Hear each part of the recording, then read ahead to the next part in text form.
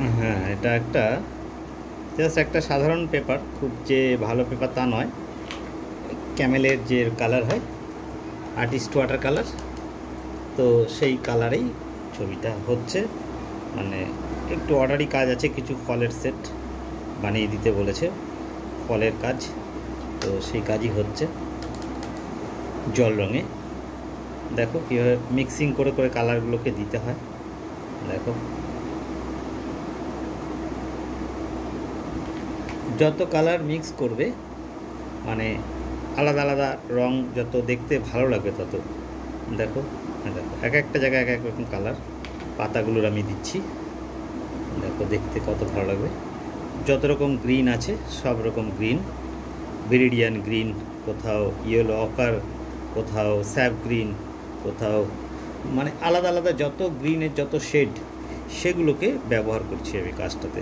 দেখো আর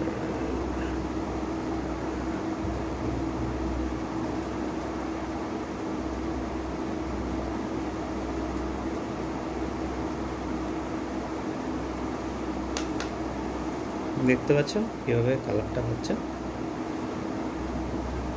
জাস্ট হয়ে যাওয়ার পরে, কাজটা যখন হয়ে যাচ্ছে তখনই তোমার ভেজা অবস্থাতেই তুমি শেডটাকে দিয়ে দেবে, ঠিক আছে। চাইনিজ পেন্টিংগুলো দেখতে এত ভালো লাগে কারণ হচ্ছে ভেজা অবস্থাতেই শেডগুলোকে দেওয়া হয়, ঠিক আছে।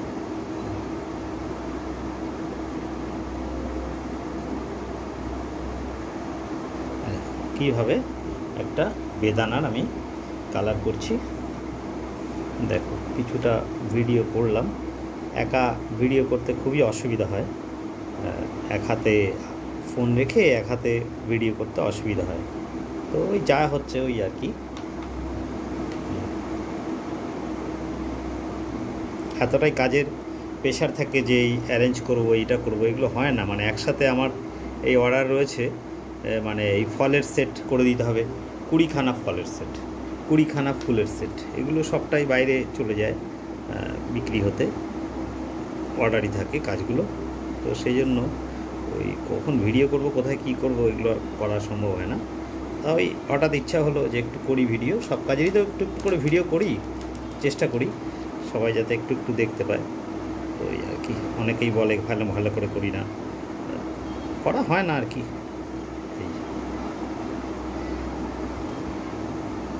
দেখো কীভাবে ক্রিমসন লেক দিয়ে কাজগুলো দেখো হয়ে গেল। রেডের দুটো গ্রুপে রং নিয়েছি, ব্লু নিয়েছি। দেখো জাস্ট রঙগুলো চাপালাম খালি, আমি কিন্তু খুব যে বেশি শেড দিয়েছি তা নয়, ঠিক আছে। রঙগুলোকে আমি চাপালাম, এতেই মানে কাজটা হয়ে গেল তাতেই। মানে আর এর থেকে বেশি আর ফিনিশিং করার দরকারও নেই। একটু ব্রাউন ব্রাউন পাতা দিতেই পারো, শুকনো পাতা, পাতা দিকগুলো শুকিয়ে গেছে তাই একটু ব্রাউন, কাঠ ব্রাউন দেখতে ভালো লাগে ছবিটা। দেখো কীভাবে ছবিটা কমপ্লিট হয়ে গেল, ঠিক আছে।